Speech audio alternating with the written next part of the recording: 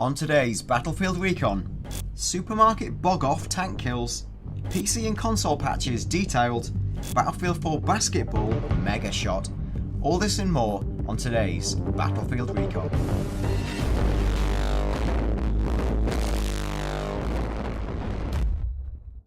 Hello, I'm Dan Dawkins, host of Battlefield Recon, and I'm joined today by Andy Hartup. Hello. We're going to look straight at the best clips of the week, starting with a particular favourite. Shocking news just in: the most skillful shot in Battlefields, only worth 3 points. No. Pop. Oh, that is good. That's some skills. Our second clip is a bonza feat of RPG edge and sniper edge. They're both definitely words, don't look them up, by Bopper 2010. Boppered. That's what he probably says when he kills people. Yeah. Mentally. I imagine he does. You've been boppered, yo. I imagine he actually says it. Yeah, actually out loud. Yeah. Do you think he has the 2010 bit? Yeah, maybe. Why not? I was shocked to learn that UK shoppers throw away 40% of their food. And even more sadly, supermarkets are thinking of stopping buy one, get one free offers. But don't worry, because in Battlefield the concept of a 2-for-1 is very much alive. It's Jack Frags. What's he doing? It takes two of those to knock out a helicopter like that, so he's fired two. He fires one to the sky, Yep. then fires one direct, and then by virtue of having the reticule on the target, the first one loops back and knocks him on the head. Yeah. A fourth clip by Ruskov asks the question, why would you drive over a mine? And the answer is, I've no idea. Anyway, what? So this is on the Golmud Railway map. This guy's mate has picked up a bunch of people in a random helicopter. He's flying over the IED. Yeah. He's pretty easy to kill off like that. You've been Bopper. No, sorry, you've been Ruskov, my friend. Or IED'd, as the case may be. He's IED'd. Brilliant. You're IOD'd, man. That's Scottish and Geordie all at once. That's terrible. Our final clip today is by a chap called Osiris, whose name is so complex to pronounce I can't even think of a joke. What's he doing, Andy? Well, what he's doing, and it warms my cockles to see this, is he's taking skills he's learned in multiplayer and applying it to single player. Shooting a man out of a helicopter with a sniper rifle. Happens all the time in multiplayer, but it's nice to see someone doing it in the campaign. And it's nice to see the game acknowledge you being a badass. Yeah, exactly. The good news is Battlefield 4 is about to receive more patches than a 1970s university lecturer, starting with a Battlefield 4 PC patch. Andy, I'm going to give you time to laugh at my joke. You decided not to. Okay, yeah, it's all because I don't have enough time.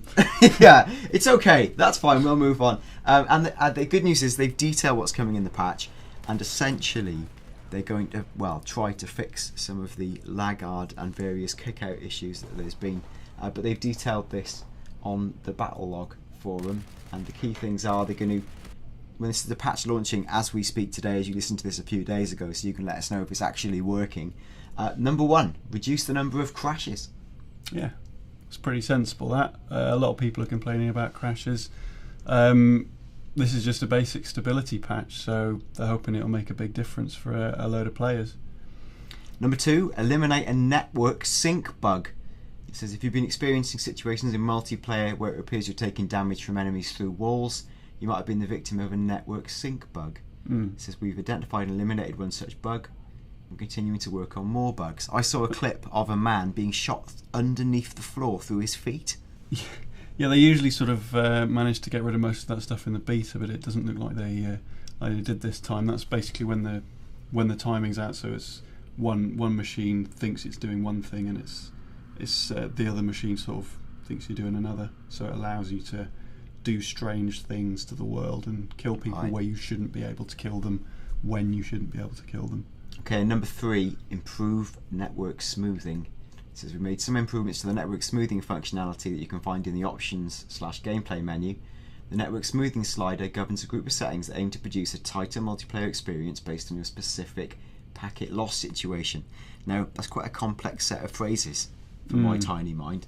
It just says, if you've been experimenting with the network smoothing slider, it might now yield better results. Have you got anything more to add on that, Andy? Not really. I mean, they're all sort of network bugs, and to be fair, that's the thing that people have been complaining most about. So I'm glad they're doing that. And the network stuff was the stuff that they couldn't stress test before release, so that's where the majority of the bugs are going to be. There are still quite a few actual sort of gaming bugs for them to iron out, but the network stuff is the big issue, and they're absolutely right to be addressing that first and foremost. It sounds essentially like if you put this slider to the lowest value, it says it eliminates graphical glitches. It probably tones down all your settings to make sure the game runs smoothly. Exactly. In so many words, so hopefully that'll work really well. But I mean, if you're playing it on PC, you want to be running it on as high settings as possible. So it's them sort of enabling you to do that a little bit easier.